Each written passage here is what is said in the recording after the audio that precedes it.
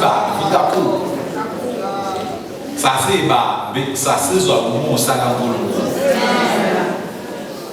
Sake sathi sixoxa ngelilanga sixoxa noba kuNkosi ngathi mina uma ngasithiwe kusuka uKristu kithi noma siyasuka kuKristu ila ungasibona khona ama-true colors. Nako lokho kuthiwa ama-true colors akubonakala ngoba sikuKristu, sicashisiwe kuKristu.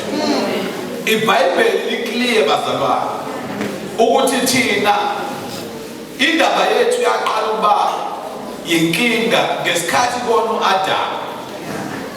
Ubona ka-Adamu isono sakhe sonke sagcina si-affecta nathi.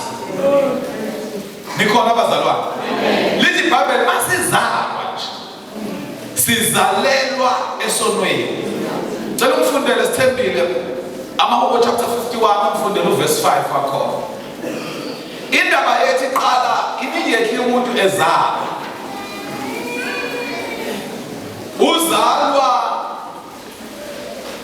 usunezono, ungakwazi ukukhuluma kodwa uzalwa sewunezono. Verse 5. Bheka, ngazalelwa ebubini, umame wangithabatha esonweni. Uma ngizalelwa ebubini, umama wakho bayekuthatha nje ukuthathele esonweni. Hallelujah. So wonke umuntu ophilayo emhlabeni kuphila isoni esizalelwa esonweni. Even sawuphila la emhlabeni uqala ukwenza izono ungakaze ufundiswe umuntu. Ontanga yethu nabadala bayazi ukuthi sasitshontshe into ekuthiwa i-condense. Hallelujah.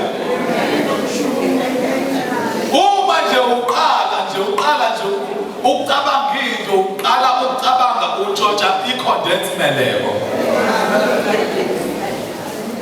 Uzoyintshontsha le-condense uqala ulibele uyidla uyiphuma uyikhotha lapha ekhoneni. Bayabona abadala bayibona seyiphelile kanti uwe uno 2 years uno 3 years. Abayeke laba abayiqala inkinga besaseswini. Immediately untombazane ezotshela umfana ukuthi ngikhulelwe, kube ukuthi usubaqhathile, usubaqabanisile usaseswini. Wena ukuthi akekho umuntu akwakutshela amacala akho, sizokutshela ngelilanga ukuthi waqala ukuzenza izinto usaseswini, waqhatha abazali, bahlukana baxabana, wabaleka ubaba wakho, wabaleka ngenxa yakho.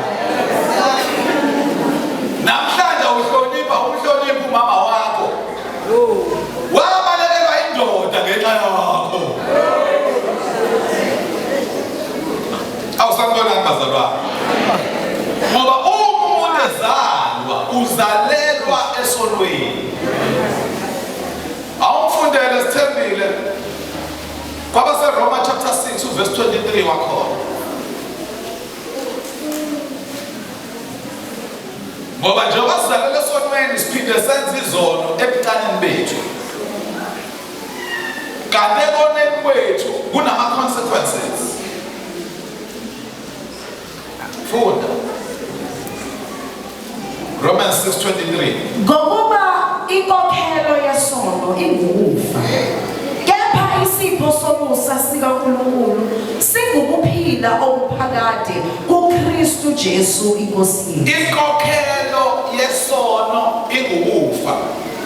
Lezi zono noma lezi zinto ezibalayo ezincane nje ezimbalo ozenzile ungakuzali, lithi iBhayibheli inkokhelo yazo iwukufa.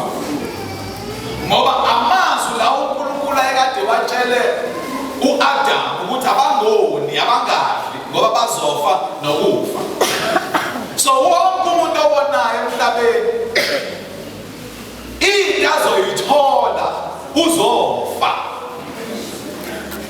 Nikhona abazalwane? Mase lithi iBhayibheli ongathi yena akanasono umqambe manga neqiniso alikho kuye. Sengisho khona lana.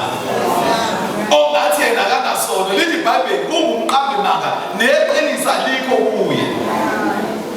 Kodwa lithi iBhayibheli kaphi isipho somusa sikaNkulunkulu siziphilo phakathi. Namhlanje kuseni ngifuna ukukhuluma ngalesi sipho somusa kaNkulunkulu oyinsindiso efika ngoKristu Jesu. Hallelujah. Hallelujah. Ngoba njengoba silana nje kugcwele izoni. Kodwa izoni eyithole umusa. Ngoba into umehluko phakathi kokufa nokushiwo la nokuphila okunaphakade ukuthi umamukele uJesu abayinkosi nomsindisi. Awu haleluya bazalwane. Manje njengoba silana nje kukhona abantu abamukele uJesu waba yinkosi nomsindisi. Yayisishintsha indaba yethu. Kwashintsha indaba yalabantu abazalwe besonweni. Kwashintsha indaba yalabantu abanenkokhelo yesono ukufa. Sathola umusa kaNkulunkulu. Awu haleluya. Futhi ke thina sasibabi kakhulu, thina sithola umusa omkhulu. Haleluya. Nikhona abazalwane? Oh yes, thina esasibabi kakhulu. Ithina esithola umusa ngoba ukufa nokufa kukhona. Kuyalenga phezu kwabantu. Ulaka kaNkulunkulu lukhona abazalwane. Luyalenga phezu kwabantu. Awufundele u1 Thessalonians chapter 5 verse 9 uyivala kule verse 10b. Uma sesikholwa akulushintsha ulaka kaNkulunkulu, lusekhona liyaphila. Verse 5. Ngokuba uNkulunkulu kasimiselanga ulaka, kepha ukuba sizuze ukusindiswa ngeNkosi yethu uJesu. uNkulunkulu asilethe emhlabeni, inhloso yakhe bekungekona ukwehlisela ulaka lakhe nejudgment yakhe phezu kwethu. Siyazwana bazalwane? Bekungesikona ukuthi asithole ulaka kaNkulunkulu. Bekungesikona ukuthi uNkulunkulu asipanishe. Ukusimisela kwakhe uNkulunkulu bekungesikona ukuthi asihlangane nolaka lakhe. Kepha lithi iBhayibheli ukuba sizuze ukusindiswa ngeNkosi yethu uJesu Kristu. Igama lokusindiswa lisho ukuthini na?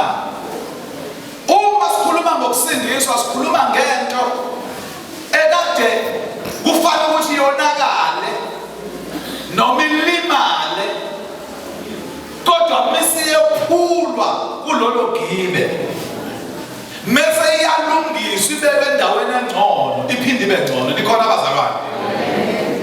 Ngesikhathi ngisafunda isikole kwakukhona into kwakuthiwa ucollect a can. Bayazi abadala ukuthi ikhona into kwakuthiwa ucollect a can. Lo collect a can wawusizaphi na? Ngoba masikhuluma indaba ye-salvation sikhuluma exactly indaba yaleliya kana. Lelo kade uphuze igroove, kwakuthiwa igroove ngesikhathi sisakhula.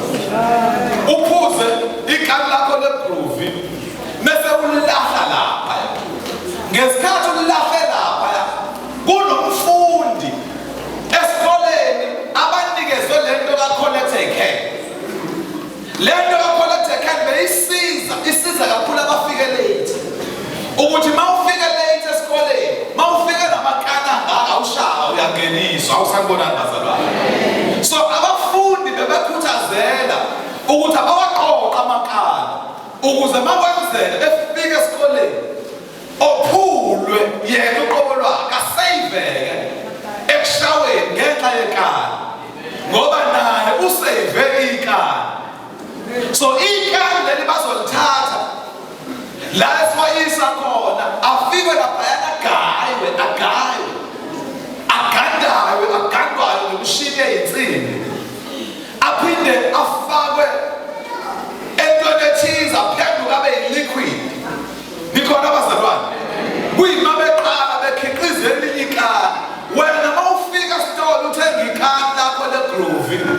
uthola ukuthi wena uyitshela ukuthi lisha kanti aliselisha, kodwa lahlangana nensindiso.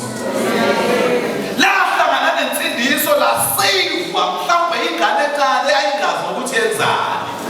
La ithola selilisha selilihle, sewulikhokhela imali enkulu futhi selilapha efrijini labakhokha khona. Awusakubona bazalwane. Bekunento yokuthiwa kudayiswa amabhodlela. Ukhokha khona. Mawulithathile ibhodlela walisa lapha esitolo, bazofika bakunikeze u2 yini etholwe leli bhodlela? Leli bhodlela lithole insindiso. Ngoba kuthiwa kube bekuthiwa ayikho into yokuthi ulisa lapha yawuthola imali. Mhlawumbe umuntu bezokumase eqedile ukuphuza uCoca-Cola wakhe aliphihlize. Alilahle kanjalo. Kodwa ngenxa yomuntu othize ubona isidingo sokuthi le bhodlela ngaphinda alisebenzise futhi alisebenzise lokungcono. Haleluya. Waqabela ukukhipha imali ayikhiphela ukuthi azuze leli bhodlela ukuze aphinda lenze into engcono.